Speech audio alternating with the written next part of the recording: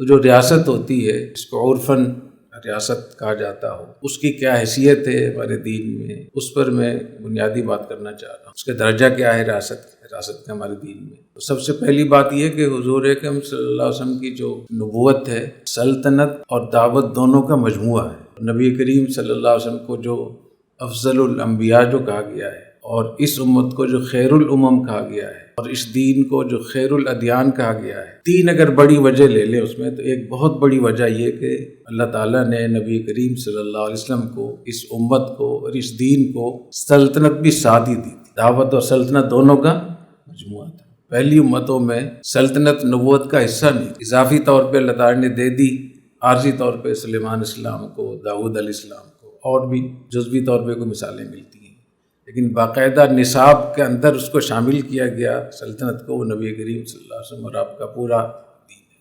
اور چونکہ ہم عقائد کی کتابیں بہت کم پڑھتے ہیں، اگر ان کو آپ پڑھ کر دیکھیں تو آپ کو اندازہ ہوگا کہ ریاست کو قائم کرنا، مسلمانوں کے لیے اجتماعی نظم قائم کرنا، اس کی کتنی بڑی اہمیت ہے۔ علامہ طرطوسی رحمہ اللہ تعالیٰ کی کتاب میں اس موضوع پہ بہت ہیں، اگر آپ لوگوں کو موقع مل جائے تو ان کی کتابوں کا ضرور مطالعہ کریں۔ علامہ طرطوسی نے، علامہ ماوردی، یہ وہ لوگ ہیں جنہوں نے اجتماعی نظم پہ، ریاست اور سلطنت پہ بہت کتابیں لکھی ہیں۔ خلافت کیسی ہوگی، خلافت کیسے قائم ہوگی، اور اس کے کیا احکام ہیں۔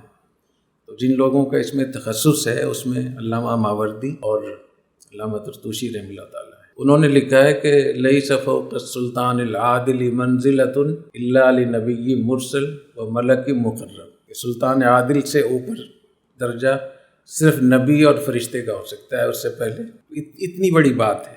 شیخ ابو منصور ماتوریدی نام سنا ہے نا، کتنے بڑے امام ہیں۔ وہ فرماتے ہیں اشرف منازل الآدمیین النبوۃ ثم الخلاف۔ اللہ تعالیٰ نے جو اس مخلوق کے لیے، دنیا کے نظام کے لیے جو درجات مقرر کیے، سب سے پہلا درجہ نبوت کا ہے، اس کے بعد خلافت اور ریاست کا ہے۔ اور شیخ عز الدین ابن عبد السلام جو مجددین میں ان کو شمار کیا گیا ہے، فرماتے ہیں اجمع المسلمون علی ان الولایات من اعظم الطاعات۔ سلطنت کا جو نظام ہے یہ اعظم الطاعات میں سے ہے، اور اللہ تعالیٰ نے اولی الامر کو اپنے اور اپنے حبیب صلی اللہ علیہ وسلم کے نام کے ساتھ ذکر کیا، الذین آمنوا اطیعوا اللہ واطیعوا الرسول واولی الامر منکم۔ تو یہ تو ریاست کا درجہ ہو گیا کہ ہمارے دین میں ریاست کا درجہ۔ ویسے ریاست کی حقیقت کیا ہے؟ میں ایک مثال کے طور پر، جیسے پاکستان ایک ریاست ہے، تو ریاست پاکستان کا مطلب کیا ہوگا، کس کو کہیں گے، کیا مطلب ہے اس کا مطلب ہے 25 کروڑ لوگوں کی جان، مال، عزت، دین اس سے وابستہ ہے۔ تو ریاست پاکستان میں 25,000 دیوبندیوں کے مدرسے بھی آتے ہیں، ریاست پاکستان میں رائیونٹ بھی آتا ہے، ریاست پاکستان میں جو کروڑوں یہاں لوگ بے دین ہیں ان کو دین کرنے کی بھی ہمارے ذمہ آتی ہے۔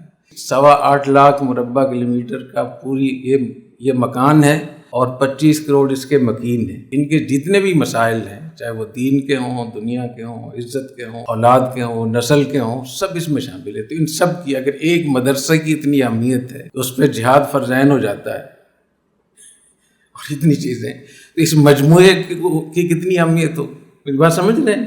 مجموعہ جو ہوتا ہے وہ تو اجزاء سے مل کر بنتا ہے۔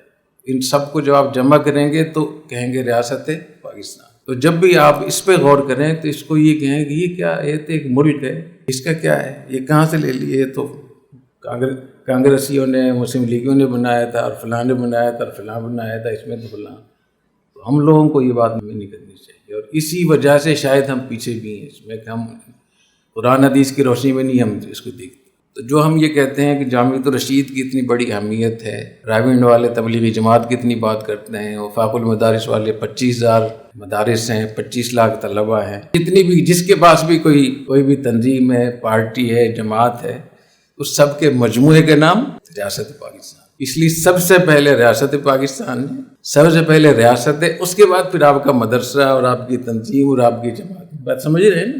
یہاں سے سارا مسئلہ گڑبڑ ہوتا ہے۔ اگر اس کو آپ اس زاویے سے دیکھیں جو قرآن حدیث ریاست کو دیکھتی ہے، جو اس کا حکم ہے، اس کے بعد میرے خیال میں کافی آسان ہو جائے گا معاملات کو سمجھنا، اس میں رائے دینا، قائم کرنا۔